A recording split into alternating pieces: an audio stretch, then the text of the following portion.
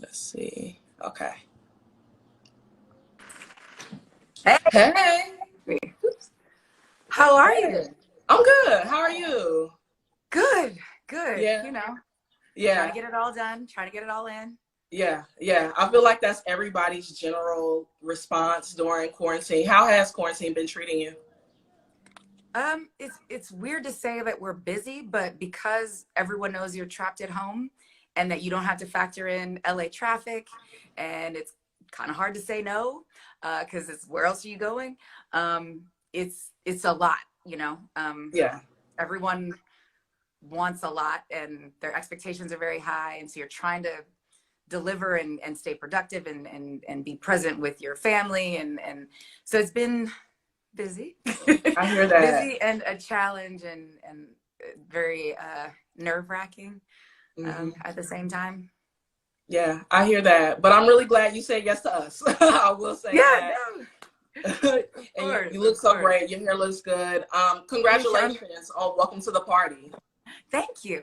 Yeah, yeah, it's Yeah, amazing. Of course, it's inspired by Kavia. But I really want to know, like, what, because we know that you've been on this journey. This is your ode to parenthood. Why did you decide to create this ode to parenthood in this specific way?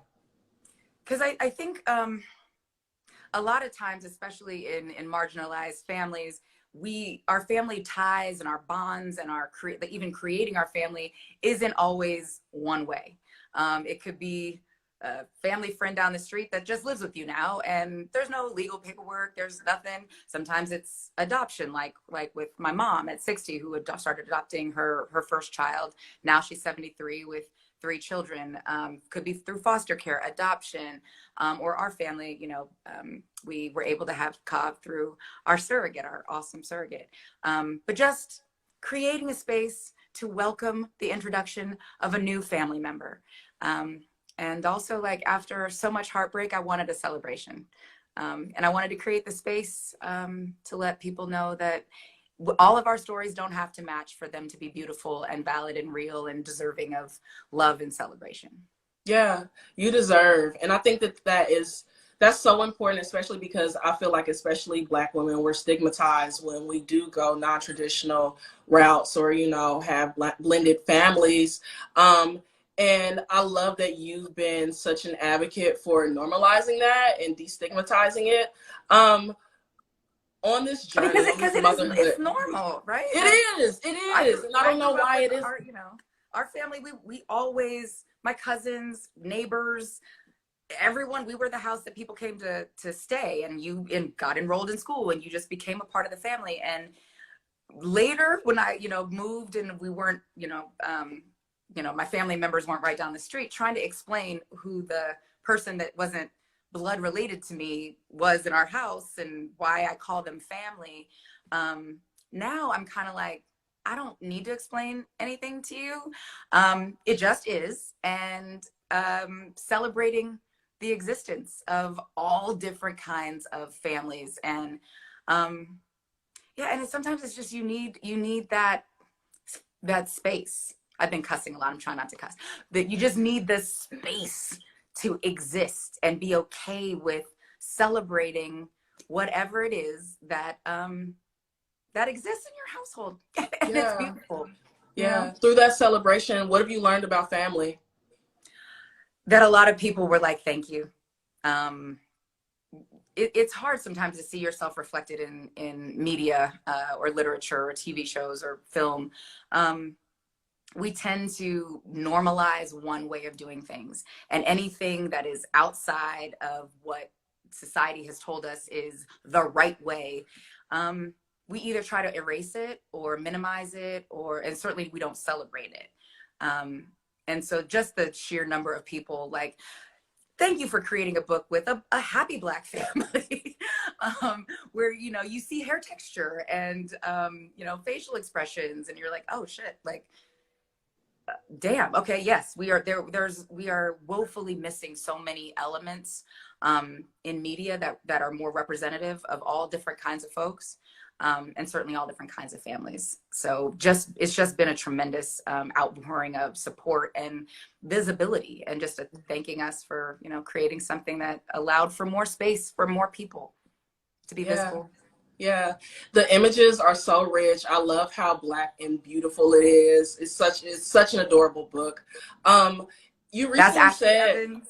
yeah, She's a dope yeah, Black illustrator. Yes. yeah. Shout out to her. You recently said in a Refinery 29 op-ed that you absolved yourself of mom guilt, which I love. I love that so much because I feel like there's just a lot of pressure, you know, to get it all right. Did that was absolving yourself of that something that came intuitively, or was that something that you had to work to unlearn? Like, what was that process?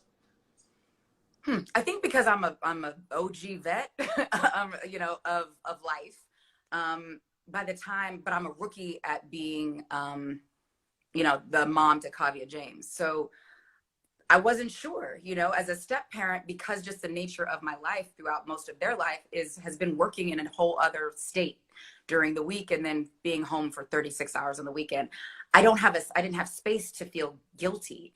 You know what I mean? And luckily, you know, my stepkids were like, "Ooh, make that money, like, like whatever you got to do," because they understood that I have to take care of a number of households, not theirs. Their dad does okay for himself, but my bills don't change, have not changed. And I have, you know, a lot of people to be responsible for, and I have my own hopes and dreams.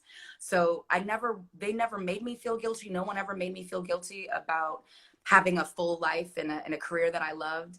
Um, so I was sort of absolved in that sense, but as a lot of people, like, you were only a step parent. So now with Kav, you know, there's a lot of people are like, well, how do you balance it all? I'm like, I don't, and I'm okay with that. And you should be okay with that if you are close to me, because Right. that's just, there's only so many hours in the day. I can't do it all, and I can't be amazing at all of it.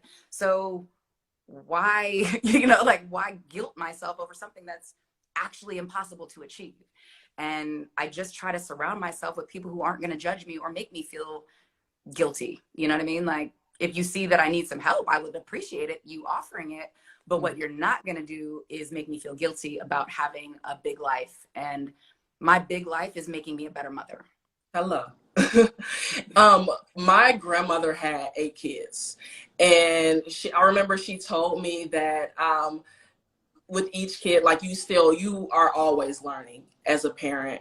And she had 6 daughters. One thing that I really admire about you is the care that you take for your daughters. Zaya is so brilliant. Kavia, like, we stand her, such a moody icon, like, love it.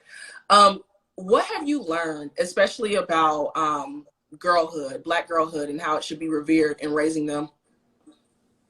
I've had to unlearn everything that I thought I knew about being a woman, being a Black woman, societal norms, and all of that. A lot of just understanding that so much of what we're taught about what it is to be a good woman and a good Black woman is rooted in our own oppression. And just unpacking and unlearning that at 47 years old, when thought I had a pretty good grasp on things. Being okay with humility and asking questions and not assuming I have every answer. Being okay with, I don't know, but let's find out. Like, I never really thought of I don't know as a reasonable answer. But instead of just talking to hear myself talk, because parents are supposed to have all the answers, being okay with I don't actually know. When you put it that way, yeah, it sounds like patriarchy, sounds like white supremacy, sounds like misogyny. Let me unpack that. Didn't think about it that way. Hold on, I'll be right back. And learning, like, being okay with asking questions, and thinking, being okay with a different way of thinking, about being a parent, teaching and shaping and guiding young Black women, being a Black woman myself, and freeing myself of so much shit that got put on me, that has stopped me from living my full potential and really experiencing freedom. It's been, I mean, it's obviously been a very long road. I've jacked that up many times, but just coming to every space with humility, and being okay, listening more than I'm speaking, Not right now because we're talking, but Exactly. normally It's I'm your just time. like, It's your time. just learning, you know? Yeah, that's so beautiful. And I feel like a lot of us are on that journey of unlearning. So to see you, really have this platform and be able to do that so openly is very inspiring. You've talked a lot about, um, raising your kids, and especially in times where we are surrounded by Black death. Not only is it coming from state violence and, racial violence, but also from COVID. We are more susceptible to dying, to contracting it, and to at risk for dying it, dying from it rather. How have you been able to process everything that's going on right now, but also talk to your children about it? I mean, the reality is, just being completely honest, you can't process it because the information changes every day. The thing that we tend to know as Black folks, that there's probably going to be a through line at the end, and it's not going to be beneficial to us. And we're in it. I mean, literally every day we are inundated with death from COVID, and death that's been snatched from us. So yeah, I wish I had a better handle on it. It just all is traumatizing, and does not help my PTSD. And so much of how I deal with my PTSD and the anxiety is trying to control as much as I can. Mm-hmm. But I can't control COVID. I can't control, our teens are 18. They're adults. They're about to be done with high school, and I'm terrified. I'm just terrified. I haven't processed that. All I can do is talk to them, be as honest as I can, share the most updated information, but also teach them to question things. I've been having this conversation a lot lately about you have to do your own research for yourself. And just because someone says it doesn't make it true. And as much as I'd like to think that that we can, cover you at all times, you guys want your independence. You want to learn what life is like on your own. You have no idea. You have no idea. And me sending you information, they've seen the videos. It still doesn't sink in because, they're young and you think, but not me though. And it's not you until it is. Yeah. Right. That's just the reality. And so I honestly don't know, other than sharing the most updated information about all of it. Mm-hmm. And what the harder parts are, like, you can share the story about the people who threw a Rona party for the purpose of getting the Rona, and how that might be not so wise. That's pretty idiot proof, whatever. But when they see videos of young Black women, the heroes that the media are, EMT, hero, saving lives, she's asleep and murdered by the Louisville police. Yeah. And they're like, why? And how many times can you say anti-Black racism, institutionalized racism, systemic racism, and it can strike at any time to anyone. Even when they call you a hero, they might murder you in your sleep. Yeah, and that's just every day. Yeah, every day. Yeah. I was about to record a video, and I'm reading the copy, and I was like, in the few days from the time they sent me this, there's more hashtags, so you have to update the murders. You have to update the victims. There's more hashtags in days. And I don't ever want to be able to process that or understand it, because I can't ever, no one should be able to make sense or explain away something that is unexplainable and rooted in evil. And the fact that there's nothing that can insulate you from that, you know. I mean, they're very aware that, you know, LeBron, most famous athlete in the, you know, one of the most famous athletes in the world, still had nigga written on his garage door. You know, Yeah. you can speak the Queen's English and you know, all the respectability politic bullshit, and guess what? You too. So Mm-hmm. what do you say? Don't exist? Well, we kind of shot past that. You know, I don't know. Yeah. I honestly don't know. Yeah. I don't think any of us do. I truly don't think any of us do. You know, it's a lot to be in quarantine and have to process, and literally every day is something new. But I'm wondering how you're taking care of yourself. What's your self care Uh, routine? You know, like, it's a work in product. It's a work in progress. yeah. Honestly, some days it's reading, just giving myself a few minutes extra in the bathroom. I'm gonna fully, you know, be transparent. I hide in the bathroom some days. I just Hmm. do, and I hope my family understands. And Mama needs a more than a minute. And I'm Yeah. in here crying, and I just need a minute to just read or play words with friends or take a bath or just sit outside by myself and think. Um, and some days it's wine, and some days it's tequila, and Some etc. days it's both. So these, I don't know what the right answer is, because this shit has never happened. This is a global pandemic that no one's ever been. Like, it's just no one's ever experienced it. Right. So, you know, I listened to Brené Brown. I listen to the apps. I, you know, try to unfollow people that give me anxiety on social media. Um, you know, just Yeah. you know, I'm muddling my way through like Yeah. everybody else. Yeah. You can only do what you can do. You know, you can only do what you can do. And some days are Um, better than others. Like hmm some Yeah. days I just sound like a hippie, and I've got my crystals, and I spray my sage spray, and I light my spray Wow. You think and you all me. the whole thing. But and then some days I'm like, F your sage. Like, it's not enough. It's not Hmm. enough. Like Hmm. I feel like I wake up and I feel terror. Yeah. You know what I mean? And this is like, I don't know how to get a handle on my PTSD.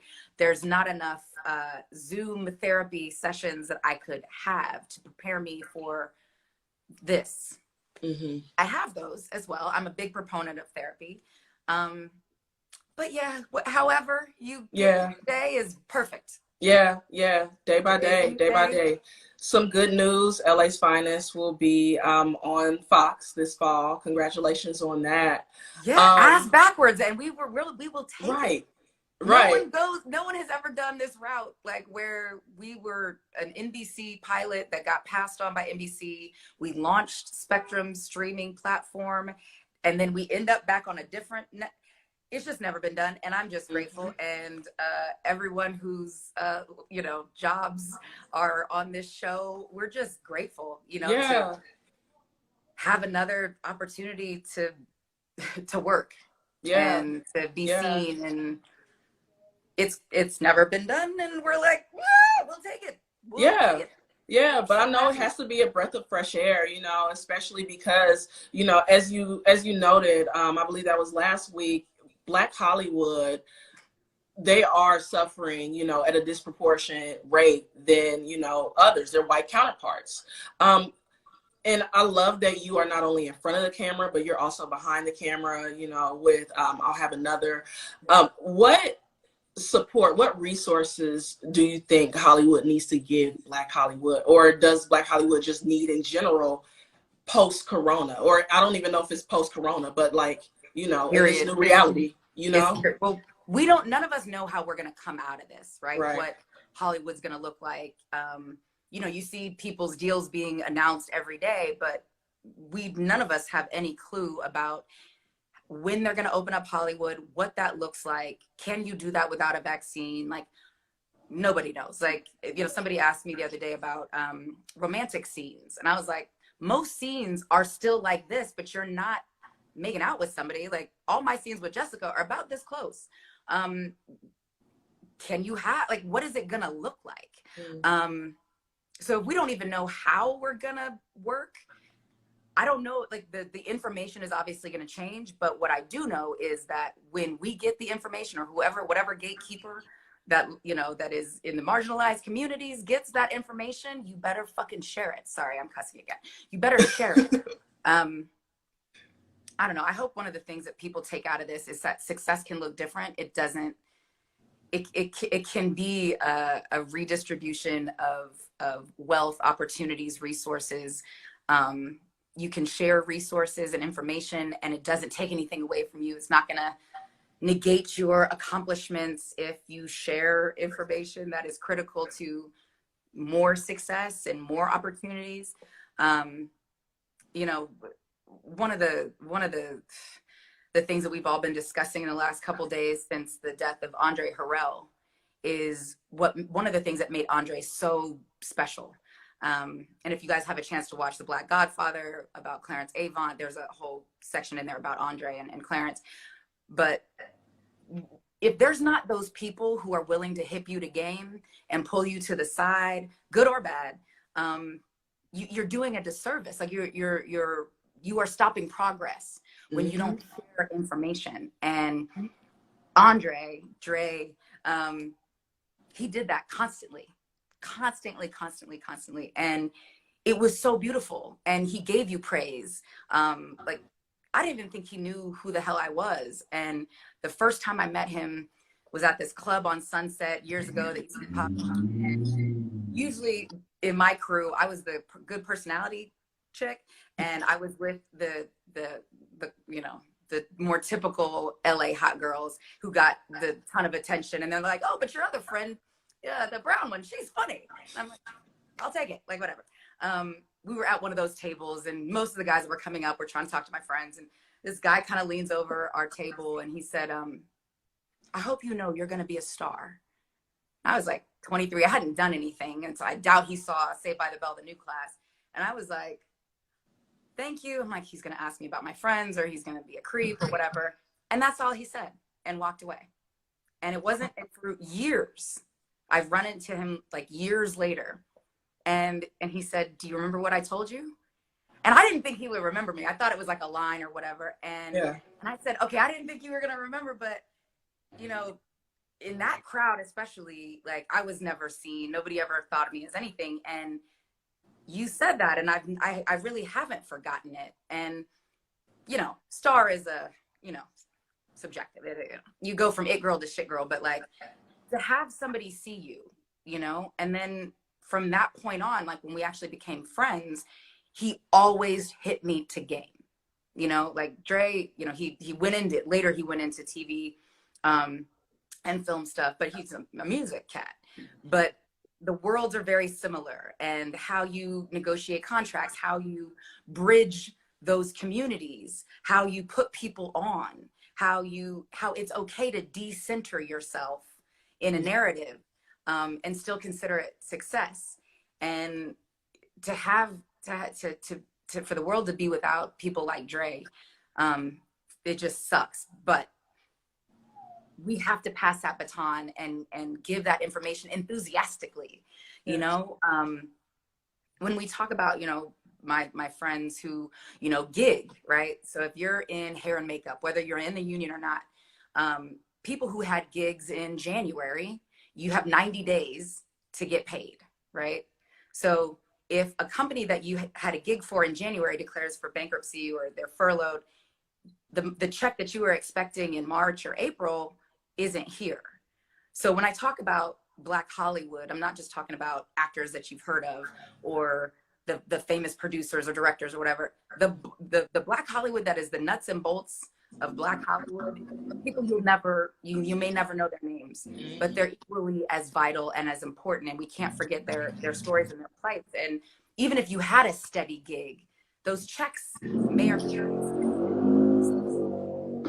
good gig, and you don't have you're trying to get a guest spot on something or a recurring on something, to have no work indefinitely, you don't even have the hope of a job. You know what I'm saying? And it was already hard to begin with for us.